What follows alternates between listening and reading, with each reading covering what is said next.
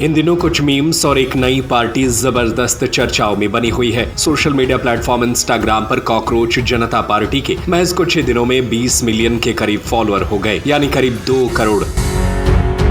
अब पेट्रोल से पाएं छुटकारा और आज ही खरीदे टीवीएस 3 व्हीलर EV मैक्स और टीवीएस किंग कार्गो। कम खर्च में ज्यादा मुनाफा 156 किलोमीटर की रेंज के साथ। ये नाम खासा चर्चाओं में बना हुआ है। हैरानी की बात यह है कि चंद दिनों में ही बड़ी बड़ी राजनीतिक पार्टियों को भी पीछे छोड़ दिया है। यह कोई चुनाव आयोग में रजिस्टर्ड राजनीतिक दल नहीं है, बल्कि युवाओं के मुद्दे को व्यंग और मीम्स के जरिए उठाने वाला एक ऑनलाइन अभियान है, जिसमें बड़ी संख्या में युवा जुड़ रहे हैं। वहीं इसको लेकर मध्य प्रदेश की नेता प्रतिपक्ष उमंग सिंघार की प्रतिक्रिया सामने आई है।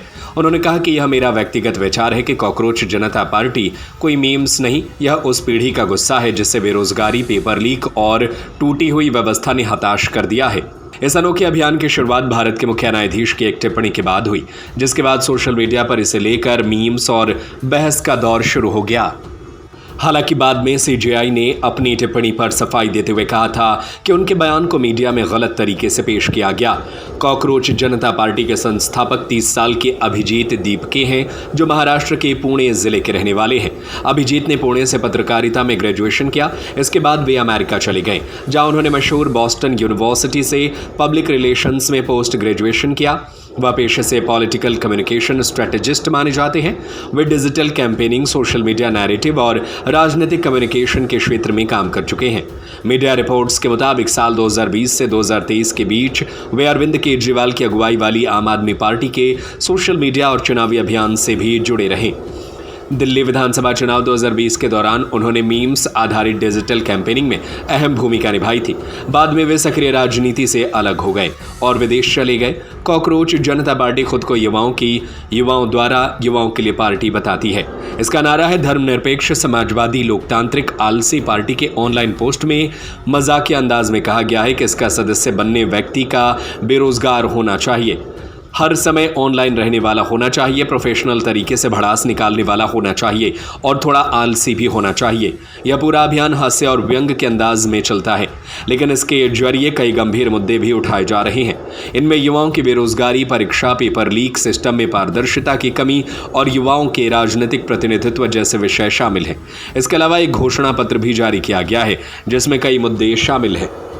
देश में कॉकरोच जनता पार्टी करके माहौल बना हुआ, हल्ला मचा हुआ सोशल मीडिया पे, सरकारें उसको बैन कर रही है। क्यों बैन कर रही है सरकार? क्या युवाओं की आवाज को ये देश सुनना नहीं चाहता? जो युवा बेरोजगार है, क्या उनके अधिकारों की बात नहीं होना चाहती इस देश में?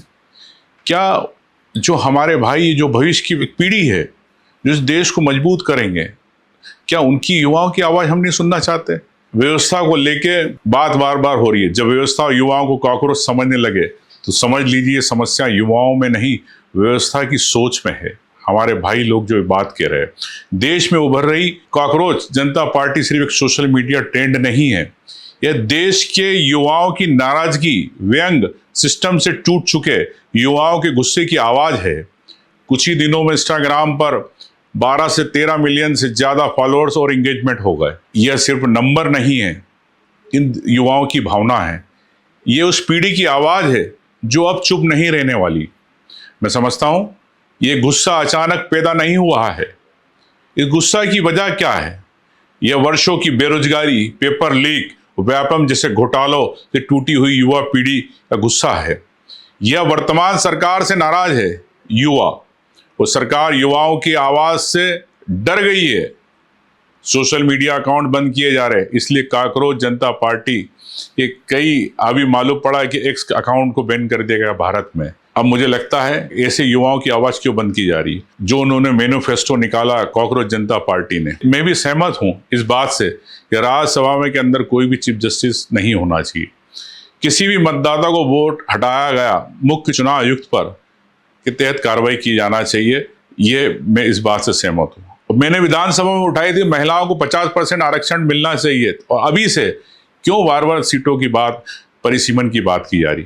कॉर्पोरेट नियंत्रण मीडिया चैनलों को लेके लाइसेंस रद्द किए जाना चाहिए, गोदी मीडिया को रोका जाना चाहिए, बैंक खातों की जांच कराई जाना चाहिए।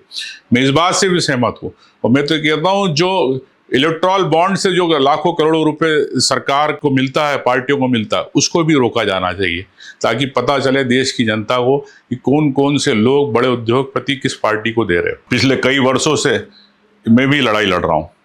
सरकार को समझना होगा, इस देश की युवा पीढ़ी की भावना को समझना होगा।